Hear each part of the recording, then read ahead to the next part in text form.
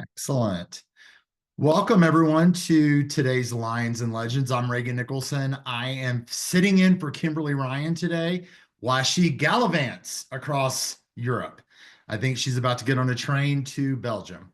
So we'll send her good energy, even though we're all a little bit jealous because she's in Paris. So, but we'll leave it at that. So my name is Reagan Nickelson. I'm a coach with reThink Coaching. I'm also an agent in California, Santa Fe, and in Santa Fe, New Mexico. And so I am sitting in today. So I'm going to be leading the call and hopefully imparting some knowledge to you. And I'm going to ask today that this is going to be a very interactive call. So I'm going to ask for everyone's help here. So as we go forward. So I'm going to just start the call like I know Kimberly does a certain way. This is how I lead my team calls. I like to start with any wins that anyone has for the last week that you want to share with the group, because I believe we should always acknowledge every win, whether it's really small, really big. But when we speak things into being, when we celebrate our wins, we get more of those. So I want us to be mindful that we acknowledge and celebrate those wins, because whatever we celebrate, we get more of. So anyone want to share anything from the last week? Well, I'm going to share that I finally closed on a, wait, 1, 2, 3, 4, a 5-month escrow. Yay. Congratulations. Yep. Both clients very happy. And I'm also going to share just the renewal of my husband and I getting out physically to dream build, to speak over what we want, what we're working for, to bring it closer to us. Excellent. Excellent. Because Cindy, Cindy knows me well.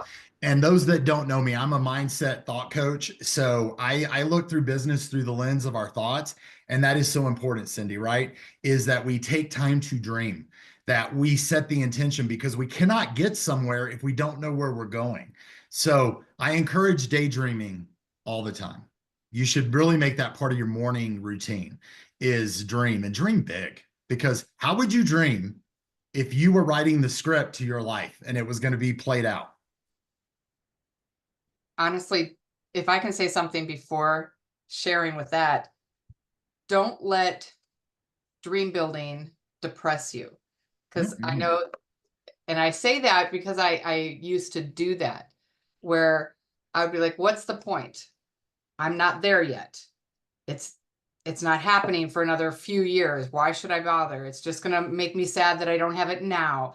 But what I like to do now is get out there and do it. Like yesterday when Chris and I went and looked at this ranch that we know that if we could do it right now, we'd pull the trigger right today. But in our journey to purchase our ranch, we are at 75%. We're not ready to pull the trigger. As much as we want to pull the trigger, we can't, not yet. But it was good to get out there. And even though we know we won't have that particular ranch, it was really fun and energizing. It brought so much energy to say, okay, yeah, we're going to put this there and that there. And okay, the horse stalls can go here. It just brought a lot of positive energy, not just to my mental state, but to my physical state. I just felt great the rest of the day. That's awesome. No, it's a game changer, guys, because we get so bogged down in focusing on what's not going right. But I'm going to encourage you that we got to spend as much time focusing on what is going right, or how you want it to go. So, Cindy, thank you for sharing that. Anyone else got to win? Got to win this week. Oh, I know. I had to move because Ken got out of the I saw you moving. I saw you coming. So here we are. So we have, excuse me, 6 homes listed right now. And 3 of them are manufactured homes so we're working with an investor. It'll be 8 or 9. So he was looking for a way to be able to bring affordable housing to families here in the Phoenix area. So we have 2 great, and they're great homes. They really are great homes. But we started listing them back in November and December, and it's just been like pulling teeth trying to get these things to get shown, to get under Nice. contract. We finally got Yeah. one under contract. Nice. And I'm so grateful. The one in Florence, we still have 2 in Maricopa that we need to get under contract, and I think hopefully soon. But yeah, so it was a huge win. And then Excellent. the week before, 2 of the other homes that we have listed actually went under contract also. So 3 out of 6. Excellent. At this. Excellent. Good So job. we're That's very a great, grateful. that's awesome. Very And blessed. we want to celebrate all those wins, guys, because whether it's, I say this, you meet a new buyer, a potential client. I celebrate the hell out of that because you can't get to a close without the client. And we always forget that we're going to celebrate everything in between. I celebrate that we got under contract, that we got past inspections, everything. So I love that. Thank you for sharing. Anyone else got to win? Remember, you get more of what you celebrate. I What got do you want? Yes, Ken. Yeah. What else do you want more of? Ken, go ahead. right. Just been busy over here. Will Carter talked a couple weeks ago about it, a company called Town Sites, and so I looked into that, and we bit the bullet on that. So it's been there's a lot of things to do in the background, things like that. So like creating a new Facebook page and fun stuff that I haven't done for, gosh, like almost a decade. We've had our stuff for so long. So it's kind of jumping back in and doing some fun stuff like that to try to grow our business presence here in Queen Creek. So Excellent. pretty Excellent. pretty exciting. So Congrats on that. oh, and Excellent. sorry for the open mic earlier. So Oh, no worries. No doing worries. that on default. So Yeah. And team, I want y'all to acknowledge or be aware of what Ken is saying. He overcame probably some fear and pulled the trigger on spending some money and invested in their business. And that can be quite honestly scary as heck, right? I mean, let's be honest. But congratulations on that, because we know that all comes back. thank That you. all comes back. That was We invest in ourselves. very true, especially during this weird market. I think that Yeah. we were looking at that before we had any of those under contract. So Yeah, see, and I believe universally, I believe energetically, because you made the decision before you knew, that helped unlock all that money. It helped you get into flow. That's where the word, like the term money flow, like the flow of money, that, you got to let it go. You can't grasp on, because when we clench is when we're not receiving and we're not giving. Money is about a cycle, guys. Money's about a flow. You give it out, it comes back to you. And I believe when you give it out, it comes back to you tenfold. So Ken, I believe that that's coming back to you in tenfold measures, whatever you invested in that. So good job. Love that. Love that. All right. Anyone else want to share a win?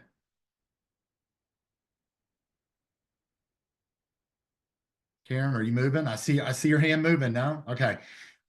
I'm going to share a win. I was able to get, much like Cindy, this has probably been a little more than a week, but I haven't seen you guys since. But about 10 days ago, I was able to get my client that I've been working with for about 6 months under contract on a purchase here in Santa Fe.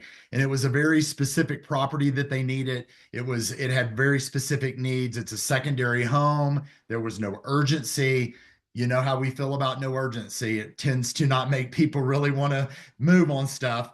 But we found a great house that I know they're just going to be so happy in. And so that was a huge win for me. And I've gotten to know my clients. I really love them, and I want the best for them. So it felt especially nice. So that's my win. And I get to be here with you guys today. So that's always good. So if we don't have any other wins, let me transition into what can we support you with? Does anyone have any needs? Does anyone have anything they need troubleshooting with? Something that's going on a transaction, something we've got a small group, but we've got a powerful group here. So we can collectively be stronger together and maybe help you troubleshoot. So anyone got anything they need help with? I have one. All right. All right. Hey, So we have a listing that, of course, the home inspection came back and the roof is, you know, it's always of the course roof. it is. Of course, Well, it's always the roof, right? It's always the roof. Always the roof. So I would love your guys' input. They've already came to the table with providing $11,000 in seller concessions. They really don't have a lot of more money to squeeze out of this. I know I'm gonna have to go back. I don't even know if this is gonna work, but and just hear your guys' input, going back to the buyer, seeing what we can renegotiate in terms of seller concessions. But I feel like it might implode. So I have a question. Have you guys had any storms or rain hard in Yeah. the last Yeah. 4 days? Yeah, they Last mentioned week? to schedule that home inspection the day after the rainstorm. I was like, I would have probably done the same thing. Okay, and I don't know, there's a part of me that's like, this is so sketch, but I have done it and it worked very well for both clients in the past. And ours maybe was just more circumstantial that it worked this way.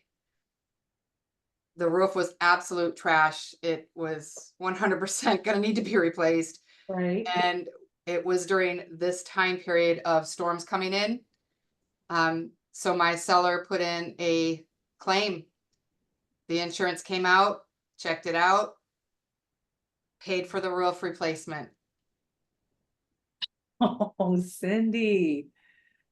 Good one. I thought you were going to chastise me. I'm like, I'm sorry, but it worked. Oh, that's And a it just good happened to be during the idea. storm period. So it was just like, I feel like God just dropped all of that. That's okay, thank you. But I don't, but just to back that up, I don't think that's shady at all. I It's mean, not. Somebody Cindy, told what I me think back you're then, saying somebody is, told me that's so shady. I can't No, believe no, you're no, that no, no, unethical. And I'm not. like, no, we've Brilliant. had when we sold in Texas some years ago for decades, we had a lot of hailstorms. And so you would go back and say, hey, there appears to be hail damage, and they didn't have it checked from like the previous storm, maybe a year ago. yeah. And therefore the insurance will cover stuff that, there's nothing shade. I mean, that's just doing your due diligence. Oh, good. You make me feel better about that because 100%. one person No. chastising me made me feel terrible. Guys, this is what, when we say we are trusted advisors, this is how we need our clients to be. We need to be thinking for our clients. How do we think outside the box Thank you. for them? We're not asking them to break the law. I mean, for sure. But we No, but certainly it's need to get creative at times. And that's what we're talking about here. that's brilliant. Good job. Yeah. And That's just for clarity, are you representing the seller? Yes. Yes. I am Okay. on the seller side. So Okay, yeah. so you've already given 11,000 in like credits concession, and now you're fearful they're going to ask for more. They will. They will. Okay. Do you have They will. any? I already know it. Like I know where it's going. Like, and I know where my sellers' hearts are at. Like, regardless, they know that they're gonna have to have this replaced, or whatever. I don't know. I'm having the roofer will be out tomorrow morning, but to give me because we all know we started with the home inspector, and I'm like, well, let's get the licensed professional out there. Oh, for sure. No. Yeah. Inspectors are lovely, but they tend to be finger pointers and alarmists, but you need your professional, because Yeah. I don't care if an inspector says you need a whole new house. I'm not taking that to the bank till people come out that are licensed that do that. Yeah, I agree. Yeah, Yeah. totally. So I would say this. Here's, guys, and part of what I want to talk to today is about setting expectations with our clients and not being an alarmist, because I think what one of our jobs is, and Jalen, like this is part of your job today, is keeping your people in check. Like, don't go crazy, because we don't know. Just because an inspector said, blah, blah, blah. No. I want a licensed professional roofer out to tell me that the sky is falling. So it is our job to be the voice of reason, to set the expectation. And I don't care if it helps them sleep one more night. hey, let's take a step back. Inspectors tend to be, I always say they're covering their ass, always covering their ass, right? Have a licensed professional come out to do this. I think, this is that, whatever, that's what they're there for. But until we get a professional in that field, have your client say, hey, let's take a breath. The roofer can't come out till Wednesday. We will know more then. Let's cross the bridge. And then you work like heck on your end to be creative, doing what you're doing here, finding alternate solutions. They don't need to know the chaos behind the scenes. We should protect them from that. I agree. Thank you guys. That was great. Appreciate that. And then Jalen, just so you know, Sean put in also any chance you could increase purchase price slightly and go halves on the new roof. I've thought about that too. Creative option. Yeah, possibly, and be able to go halves on the roof. I thought of going in halves on the roof. Great idea though, Sean. Thank you. Yeah. Here's the thing. You got to get out of the box. And Yeah. any agent that you're talking to that's not suggesting that you get out of the box and get super creative, don't talk to them. Yeah. Real estate's not black and white, guys. Like here is a exact example of it. Because how many people would say this feels messy and complicated, I'm out? No. We got to keep everyone engaged because our goal is to get to the finish line. That's what I told the buyer's agent. I said, we're going to be through this. Let's just continue moving forward. There's no need for alarm. It will work. It will all come together. It always. 100%. 100%. Because are we to believe this house will never sell ever to anyone? Come on. We got to, and that's when you set expectations with your seller as well. Like they may not want to put the money out, but it may be a situation. Hey, we may have to do more than you think you need to do in order to get you out of this, get you moved on, whatever that looks like. And Jalen, I'm going to encourage you.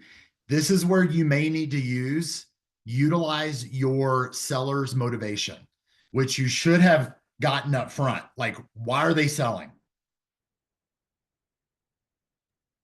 She's pregnant and they have a toddler and they need to move on. It's like, it's 100%. literally that. Like, so life is happening to them. Life is happening. Life is growing. That's right. That's right. There's new family members and baby items sure do take a lot of space up in a house. They sure do. So that's what you're going to want to gently remind them of when they throw their arms up and say the sky's falling. Say, no.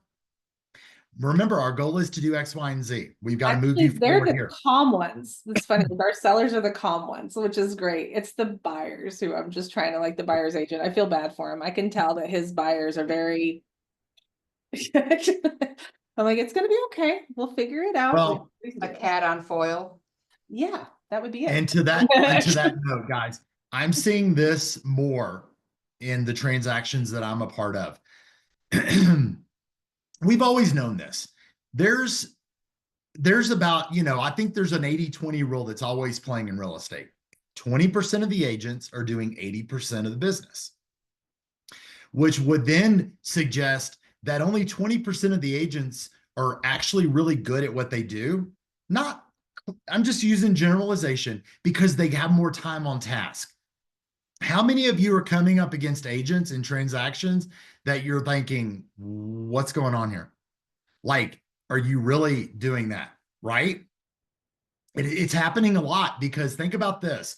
We're coming into a skills-based market that if you've just been licensed in the last 5-7 years, you've never really had to work in a market where you had to utilize your skills, where we had to have these conversations, Jalen, where we had to get creative.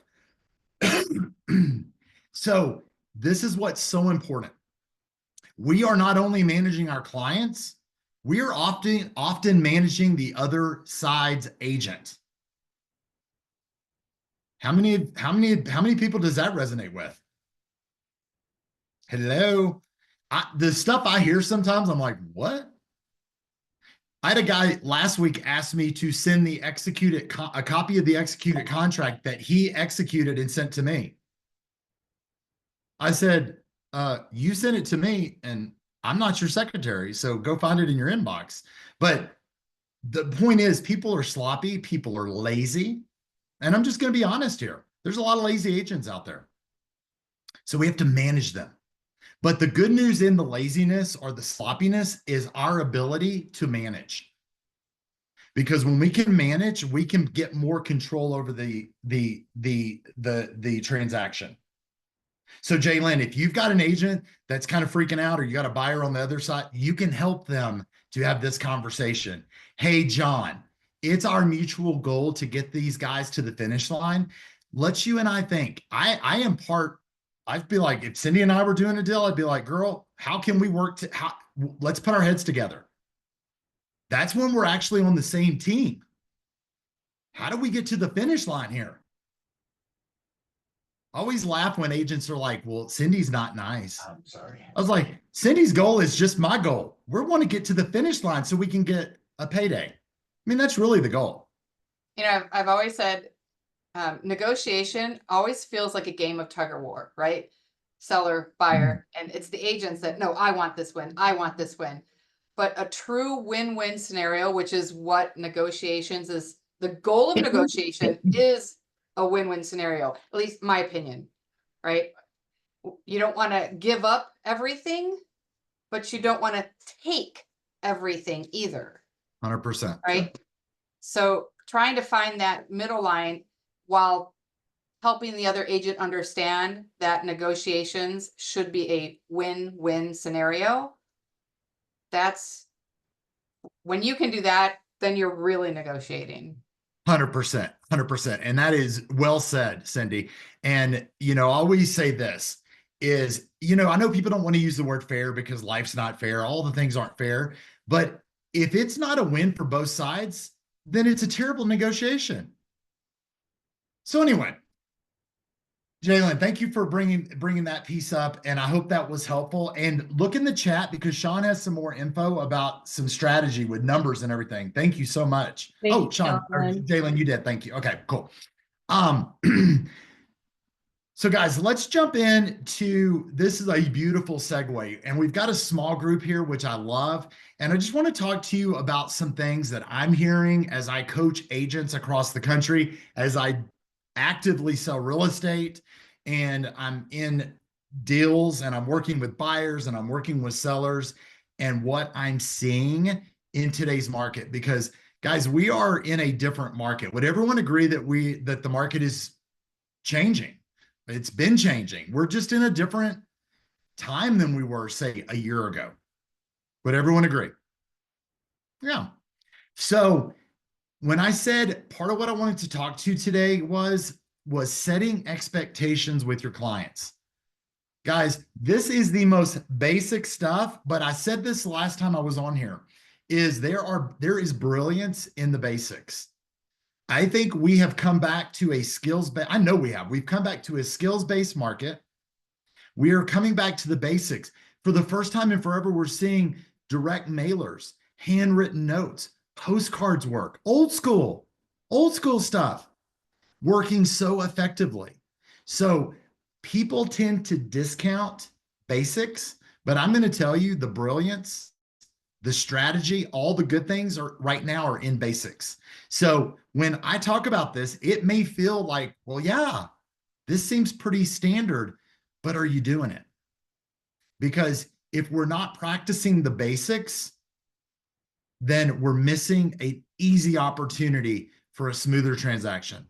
And as our goal is to get to the finish line with our clients, to get our clients everything that they want, get them the best price, get them the most smooth transaction.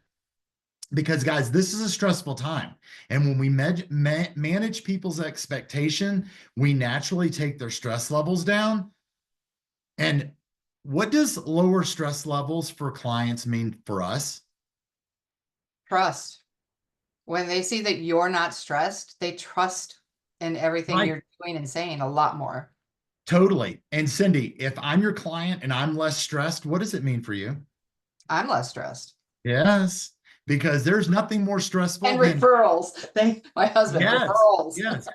But there's nothing worse than getting that 8 p.m. text and they're freaking out, and then it disrupts your evening and all the things. But when we manage expectations, we get less of those phone calls. We get less of those panic stress texts. So let's talk about buyers first and setting expectations up front. You know, we've gotten good because of NAR that we are getting these buyer broker agreements. But how many of you have a buyer's presentation? Can I get a raise of hands, Jalen? No shame. A lot of people don't. A lot of people don't. Because this is what I'm going to urge you. A buyer's presentation is different from a buyer broker agreement. Can they be presented at the same time?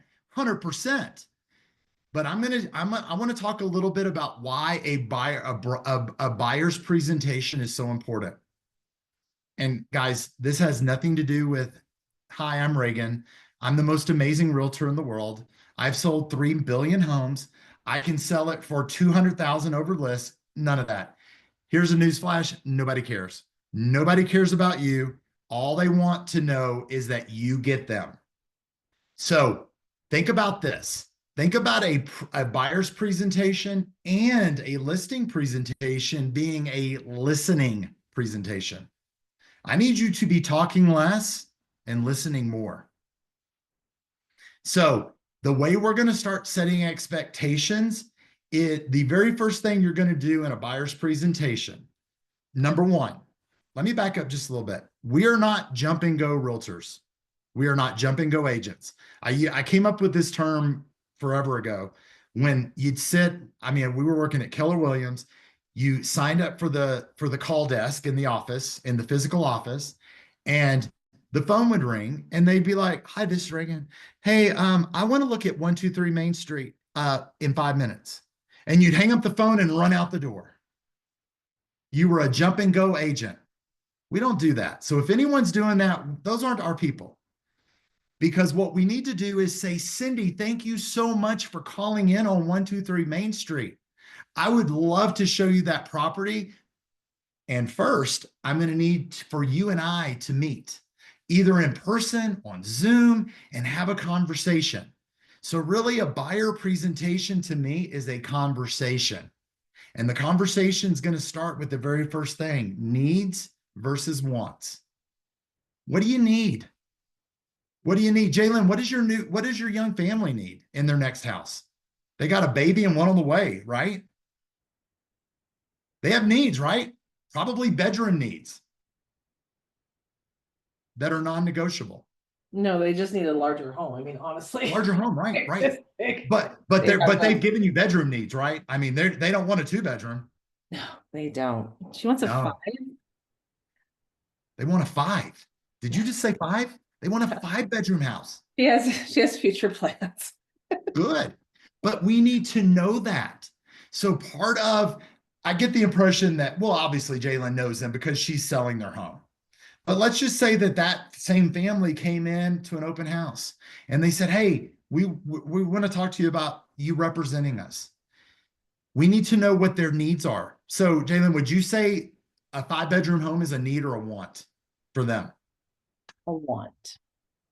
Okay, what's a need? What would be the minimum bedrooms? 4. 4 is a need. 5 is a want. Yeah. Okay. Do y'all see the difference of how crucial a need and a want are? And we're going to need to know this later on because a need is something that is a non-negotiable in one column. And a want is all the extra goodies. Always say it's the icing on the cake. If Jalen can find them a 5-bedroom, she's winning. But guess what? The 5-bedroom may put them 100,000 over budget. So they may have to go to the 4. Right? But that's how we start managing those expectations. And you start having those conversations after you get their needs and wants. Then you can start having the conversation. Hey guys, in your price point, in your preferred price point, a 5-bedroom house is going to be a unicorn. Don't be afraid to set the expectations because do you think, Jalen, you're going to get less pushback 2 weeks from now if you can't find the 5-bedroom in the price range? If you've had the conversation up front? Oh gosh, no, they'll be fine. And it's they may forget a little bit, but isn't it an easier conversation to remind them? Remember what we said that day. So needs versus wants, right? Everybody clear on that? I know that seems simple, but delineate those. I'm gathering a 3-bedroom is a non-option for this young family. Here's another thing. Don't show them 3-bedroom houses. Guys, do not waste your time. Oh my God, Jalen, you got to see this 3-bedroom house. It's got quartzite countertops and a pool with unicorns out back. Who cares? I don't care. It does not have enough bedrooms. Do yourself a favor. And when the client sends you the house with 3 bedrooms, I'd love to go look at this one. You say, has something changed, Cindy? Do you no longer need that 4th bedroom? I will always need a 4th bedroom. I'm just telling you right now. I could use one too. But the point is, you need to remind your clients so that they're not showing up wanting to see 300 homes. Because guys, they don't need to see 20 homes to make a decision. They need to see the right homes to make a decision. If we could just And train them like HGTV, they could see 3 homes and that's it. You know, I laugh and I use that as an example a lot, but it's not too far off base. I believe that if you're showing clients appropriate homes that fit their needs, then you don't need to see 20 homes, because I guarantee if your client tossed you 20 houses and you really fine tooth the needs, you could reduce that down greatly. So do yourself a favor and do that. But that's also setting expectations. Say that up front. Hey guys, I know you're probably going to see like homes. It's going to be like a kid in the candy store, but I'm going to occasionally remind you of your needs and your wants. And is it okay, Cindy, that if you present me with a home that doesn't support your needs, that we put that off the list? Would that be okay? I appreciate you doing that. Okay, perfect. I just got her permission as a client. So when she sends me the 2-bedroom house, I go, we're missing 2 bedrooms. Oh, you're right, Reagan. Okay, thanks. I just got excited because it's got a beautiful pool. And people do that. Oh, 100% they do it. 100%. 100%. You made it. So, you made a good point there. I mean, it's people are like, oh, they're wondering and thinking, and they go off the idea with the pool, and it's like, you know, you talk them down just that one thing. Hey, that's not in your wheelhouse, and then right away they're like, oh yeah, you're right. But that helps them in their mind to not go down that road of questioning themselves. You know, that's right. We're all squirrels. We see shiny objects and we just start running in those directions. So we just have to tame everyone and we have to bring everyone back in. So think about this. During your buyer presentation, when you set expectations, did you see the script I used? Cindy, will it be okay at some time in the future when you send me a house that doesn't meet your needs, that you and I have a conversation about staying in, honoring our needs list? Would that be okay? Yeah. See, if you know my needs and my needs are the #1 priority, and you keep me refocused every time I veer off, because Zillow and Redfin will make them veer off. 100%. I can't tell you how many times I've had clients go, how come this isn't showing up in my portal? How come you haven't shown me this house? And I look at Zillow and I'm like, oh, because this house doesn't have these 2 things that you made mandatory. Did you not want to make those mandatory anymore? Oh, That's right. Never mind. Okay. Yep. And that's the kind of conversation. But when you I call this getting their permission in advance. So think about that conversation. Setting expectations are really just getting their permission in advance. So if I say, Ken, hey, in the future, and we're going to talk about this as a seller, that, hey, we're going to list your house at 100,000, but if we don't get so many showings within 10 days or an offer, we're going to reduce that to 95. Are you in agreement with that, Ken? Yeah, Ken says good. So guess what is an easier conversation in 2 weeks for me to have with Ken? Hey, Ken, 10 days. You know what it's time for? It's time for a reduction. And he goes, okay, buddy, we got you. Okay, let's do it. But agents are afraid to have the conversations. They're afraid to not show the house because they think they'll upset the buyer. We are here to manage the buyer's expectations. And I guarantee you, if you don't have the conversation, hey, this only has 3 bedrooms and you need 4, the first thing they're going to say when they walk in that house is what? This only has 3 bedrooms. And you're going to be like, duh, it only had 3 bedrooms on MLS or Redfin or Realtor.com or Zillow when you looked at it. So don't be afraid to have the conversations. And that's really what this comes down to. So first of all, needs and wants. Second thing in the buyer, educate them on the market. Educate them on 2 things specifically. When houses are priced correctly, they sell. Mm-hmm. So the houses and this is how, this is like, and I say that because they need to know as they're looking, they're going to see houses sitting. Those houses are priced incorrectly right now in this market. Good houses that are priced appropriately, that are in good condition, that are in a good location, or have it's condition, location, and price. Which one can you not control? Location. Location. You can control condition, but if you're not willing to do anything, what's your only option there? Price. Price. So that's why price dictates most things. So when we say buyer, when we see the right house in the right location with the right condition, we're going to need to make a decision and move quickly. Okay. So we're educating them on the market. What's going on in the market? Houses that are priced appropriately are on the market X amount of days. We will need to move appropriately. We will need to, at times we will need to move swiftly, and I will let you know. Because a house that's overpriced, that's been on the market for 3 months, you might not have to move as swiftly. You might not have to offer as much money.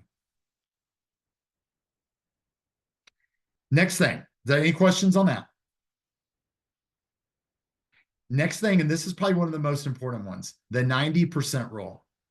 If we find a house that meets 90% of your needs, are you willing to make an offer? And in your market, you may need to tweak that up. 85 maybe the number. 85%. Guys, this is where we and we like to use this. What are the wrongs and what are the wrong rights? Guys, this is the funnest tool to use with your buyers. And if you hear one thing today, write this down. As they go through the house, what are your wrongs? What would be a wrong? Bedrooms all too close together. Maybe, but what would even That might be be a hard thing wrong? for somebody. Yeah, but maybe even a more wrong is I need 4 bedroom and it has 3. But that 4th bedroom is a den. Can't use that as Exactly. a bedroom. Yeah, Buy could an be. armoire. A wrong is it can't be fixed, right? It's a wrong that we cannot make right. Yeah. I then do this. How many of you give your people MLS sheets when they go into a house? You print them off in advance. Mm-hmm. I've just seen 123 Main Street, and they've identified a bunch of wrongs that are non-negotiables. Do you know what I do with this? I take it from their hands. Maybe you could rip it, but I fold it over and I discard it. We're done. We're done with 123 Main Street. Now, I want to identify the wrongs and the wrong rights. A wrong right is something you can make right. Oh my God, I love this kitchen and I hate the countertops. That's a wrong right. We can change countertops. It's in the wrong location. It's in the wrong school district. Is that a wrong or a wrong right? That's a wrong. Wrong. Take that sheet and fold it up. It's gone. This is how we clear the mind of our buyers.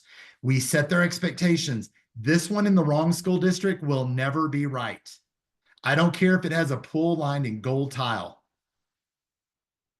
If a need is the school district, this is a wrong. So identifying the wrong, like if you look at their want list and you can identify the wrong and the right wrongs and help them and remind them. Buyers love this little game. Teach them what a wrong is and a wrong right. We can fix the countertop. We can paint the walls. We can put new carpet down. but we cannot change the location. We cannot change the size of the house. We cannot change if it has stairs. And I don't want stairs. That's another way to edit a list. Stairs. Cindy, the next house that you find for me, if it has one step in it, I'm not buying it. Hey, can we go see 123 Main Street? It's got stairs. Thank you. Thank you. I didn't know that when I looked at the deal. I didn't see the treetops in the upstairs bedroom picture. We did though. We know. We know the house actually. That's what they pay us for. To be that advisor, to be that expectation setter. Guys, we're just being an expectation setter. Okay. Any questions on that? Because that kind of wraps up the buyer piece. Main things. In that buyer presentation, get your needs and your wants very clear. Educate them on the market. Tell them how quickly they're going to need to move so that they're not freaking out. Let them know if it's going to be a slower process. We've got low inventory. It may take a little time. All those things help set the tone for how that transaction is going to go. And then teach them the 90% rule and the wrong and the wrong right. Okay. Let's switch over to sellers. How many people have a selling presentation, a listing presentation? Okay. I have always been a fly by the seat of my pants. Like, I like to go off the cuff because I am very empathic. So I speak with people how I feel, what I'm getting from them. Yeah. Right. Because there are so many different personalities. I'm not going to bring a physical presentation to a type A personality that was pretty much put together for a type C. That's right. Not going to go well. I think that's a good rule of thumb. Here's what I'm going to offer to you. This is definitely when you want it to be a listening presentation. Listen. And that's what Cindy, I think, is saying. Have your beautiful little packet with all your stuff in it with you. And you've got that. You're going to leave that behind for sure. But this is where we set expectations and we educate our sellers. So this is less about the presentation, but something that you need to include in setting expectations. So this is a part of your listing presentation, not all of it. So just so we have clarity there. So this is where we need to educate and say, when we price a house right, it sells. Houses that do not get priced right sit on the market. That's where we educate our client, our seller on the market, correct? This is our rule of thumb. Max showings without an offer are between 12 and 18. If you get 12 to 18 showings, depending on market conditions, but this is a rule of thumb, and you do not get an offer, you're likely overpriced. It's a good rule of thumb. Now, guys, as we know with CMAs and the market, it's always moving. It's always organic. We have to impart our knowledge and our education on the market and finesse it. So these are good rule of thumbs that we finesse one way or the other. So max showings without an offer, usually between 12 and 18. If you have more than this number, there's a deficiency. We can't change the location, right? But what about the condition?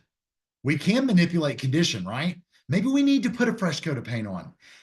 Seller, maybe we do need to go ahead and change that carpet out. Maybe we do need to go ahead and look at staging. Maybe we need to adjust that price. Because this is what we don't know. It's like a weatherman, right? The weatherman uses all his tools, all his technology to guess the weather, to make a educated guesstimation of what the weather's going to look like this week, right? But is he wrong sometime? Does it rain when it's not supposed to? I know in Santa Fe it snows sometimes when it's not supposed to. It's windy when they don't think it's going to be windy. So I like to liken what we do to a weatherman. We utilize our tools. We study the market. And can something change? It's living. The market's living, growing, organic. can change. So we've got to educate our clients on that. Guys, I may ask you, Cindy, as we list your home, that we need to pivot, that the market is speaking to us. And that's another thing. Cindy, you don't decide what your house is worth, and nor do I. The market does.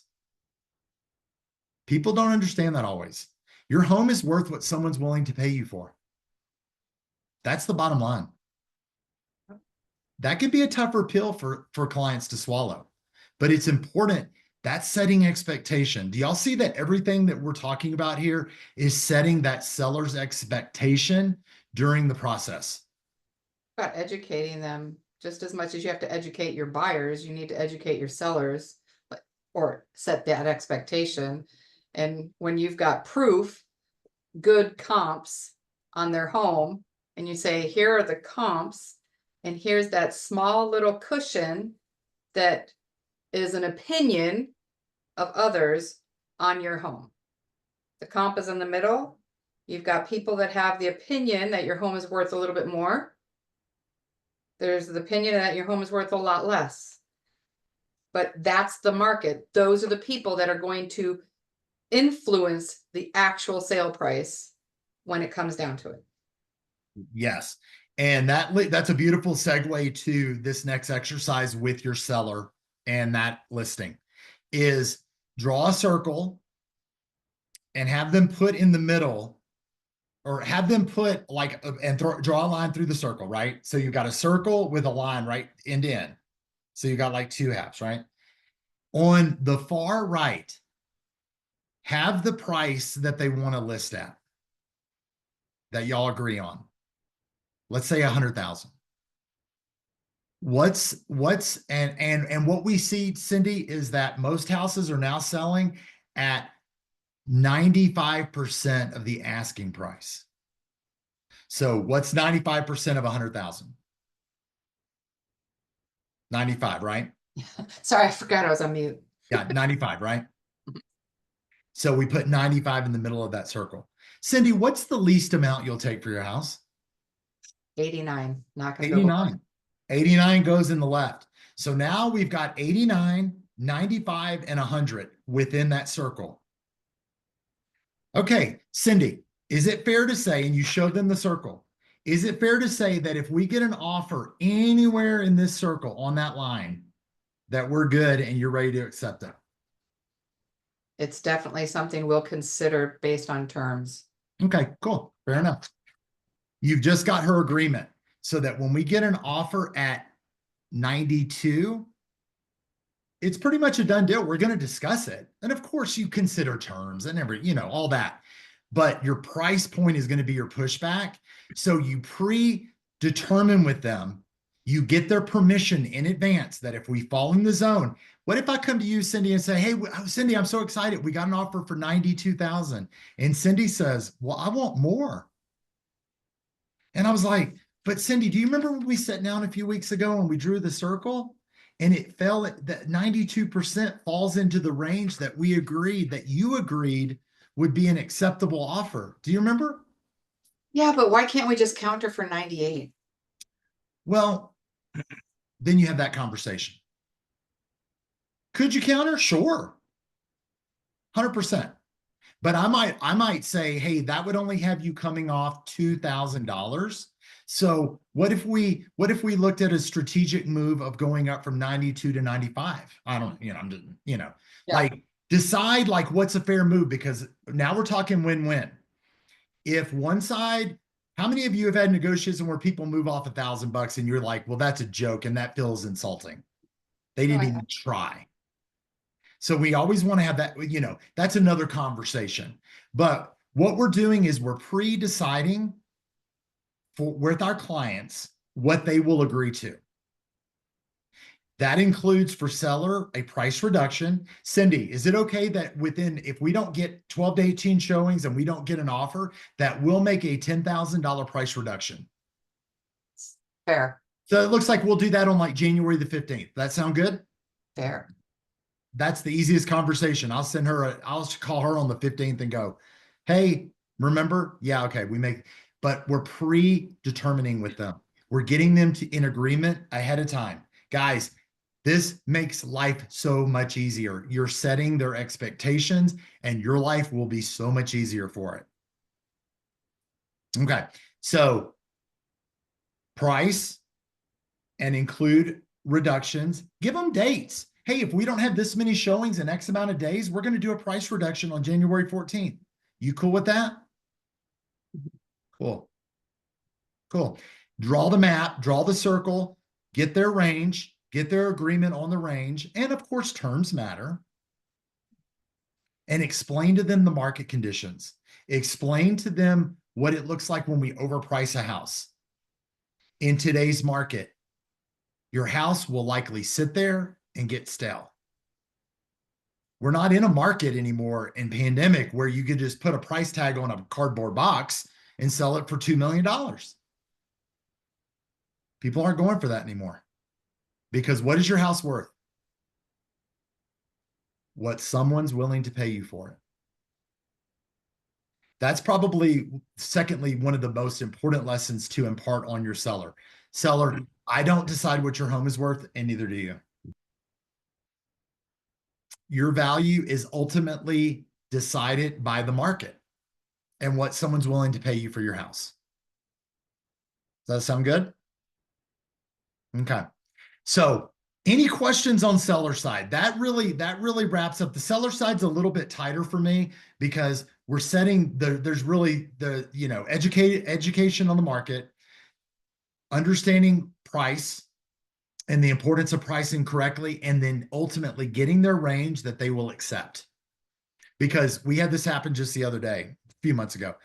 We listed a house, we got a full price offer the second day on the market, and the seller declined it. It sold too fast. We think we could have gotten more. We then had to remind them, it's within the circle and we got you full price. We talked through it and got, he was getting some great advice from a non-realtor friend. Can you imagine? Can you imagine the things? So, all right. As we wrap up, any questions? I have a question. Sure. It's a little bit of a, hey, I need opinion help. So Okay. I have a listing, manufactured home, Ken and Velma. But it's Bring a in a buyer. park. It's in a lease park, 55 plus. And you would think, because this is, snowbird time, spring training, we're like literally 10 minutes down the road from a spring training field and we're inundated with people right now, but it's not getting any looks. We're not overpriced compared to everything in the park. We are actually like here compared to here, right?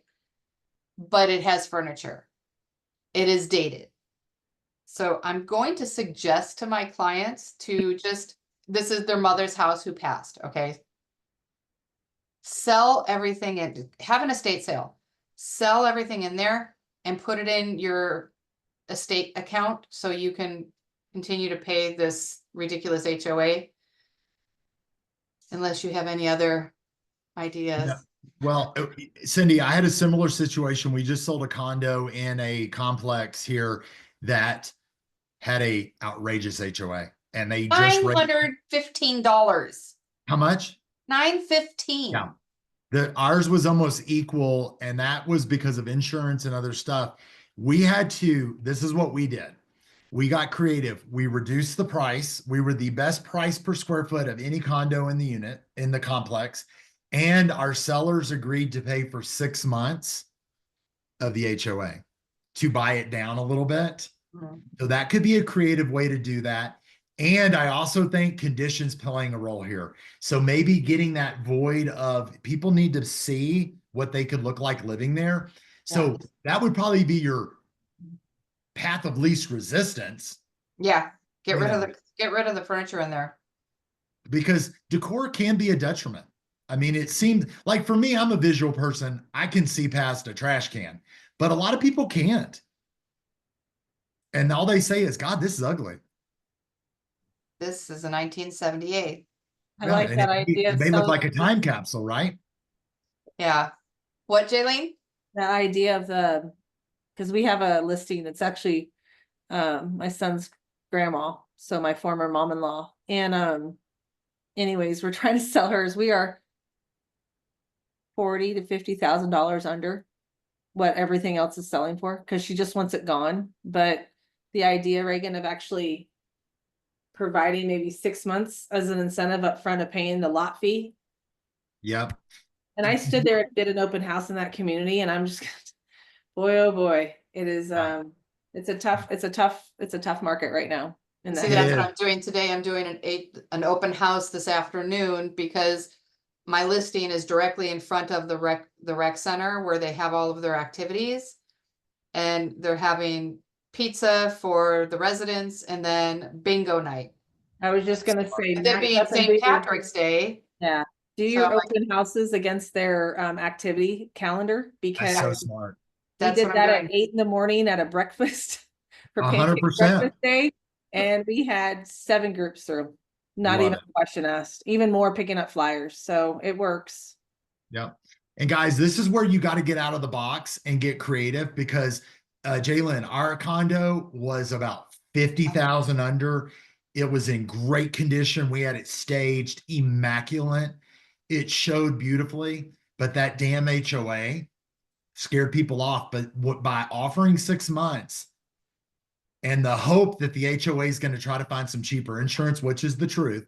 Now, we couldn't guarantee that, but that actually helped sweeten the deal enough to get a buyer in there.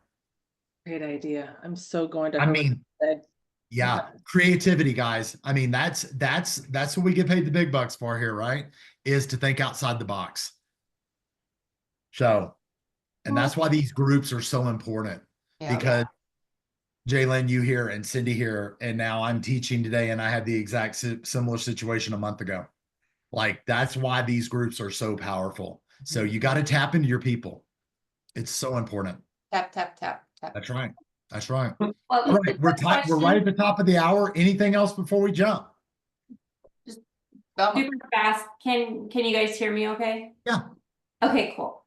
So the other 2 manufactured homes that we have listed right now, they're both on 1.7 acres. They're brand new, 2024, 9-foot flat ceiling, 2x6 construction, 4-bedroom, 2-bath, with like Korean counters. They're gorgeous. They're absolutely beautiful homes. They're listed at 330. We came down from 359 already. And Where? they're in Maricopa. It's on the outskirts of Maricopa. Yeah. And it's really cool because it was like a 3.5 acre parcel that he split, and there's a home on each one. So like if you had clients that wanted to homestead together, like family or best friends or something, it's really like perfect for that kind of thing. But regardless, they're sold separately, but we're just trying to pick our brains on what to do, who to market to. Like they've Are been they flood sitting there. irrigated? November 15th is when we listed them, and we've had few showings. Are they flood irrigated? No. So they're dry land. And there's no HOA or anything, right? So they can have horses. Yeah, they can have whatever they want. It's all it's brand new septic. It's a 6 shared well, and that's the only issue. So Have you gone on to any Facebook pages for people with horses, or go into like the chicken pages, the homestead pages? Marketing, I'm not marketing those. My daughter has her own business, Saddles and Coops. She's a custom ranch care service. She cool. joins all those pages, but she also gets interactions from people that own the animals that she would custom care for.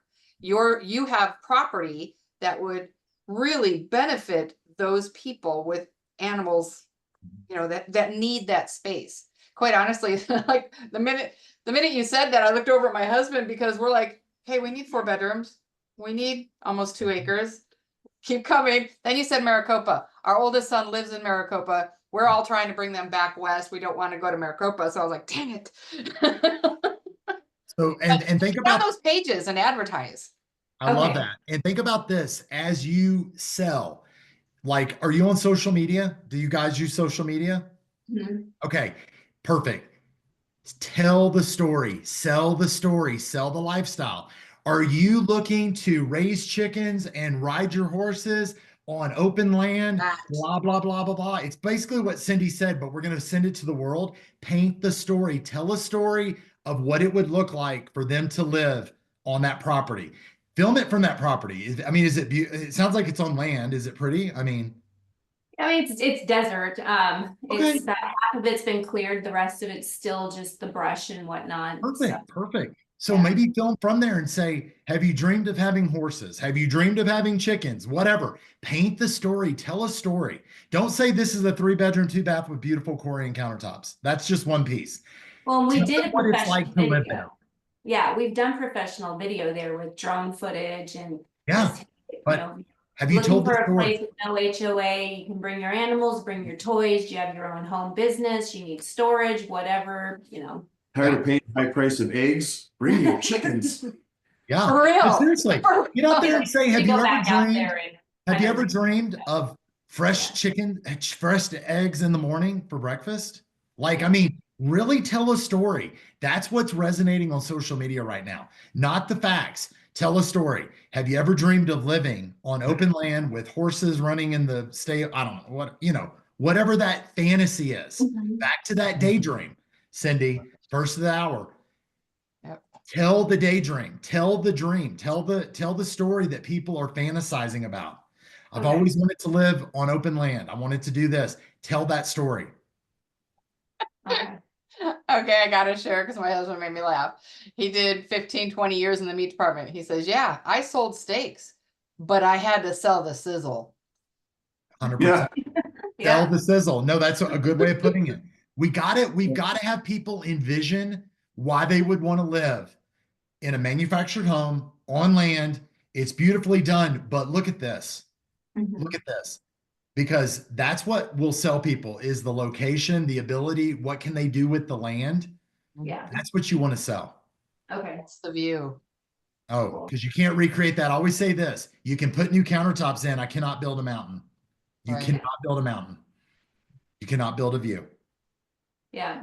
And there are views. There are mountain views. I mean, Okay, it's then really double nice. down on that. Have you ever Okay, dreamed of will waking do. up and looking at this while you're drinking coffee in the morning? Yeah. Because all of a sudden I'm on your journey. I'm sitting in the morning with my coffee cup and I'm like, that's what I want to look at. That will sell people. When you get people into emotion, they will take action. Mhm. Okay. Yeah. Okay. Good Perfect. luck. Thank you guys. Appreciate Yeah. it. Cindy, I hope bring this your was horses helpful out. today. We'll do a because video I love shoot. it. Oh, What's that, okay. Kim? I just Bring say, our hor- bring the Cindy, bring your horses horses out, out. we'll We do a do a video shoot of, what it actually looks and I feels like. love it. I love it. I love it. So, well, guys, I hope this was helpful today and I enjoyed being here. And if y'all have any questions, most of you know how to reach out to me, but we'll Thanks, get Ray. in touch. Yeah. Have a great day. Thanks, guys. Bye. All right. Thank you. Bye. Bye. Thanks, Karen.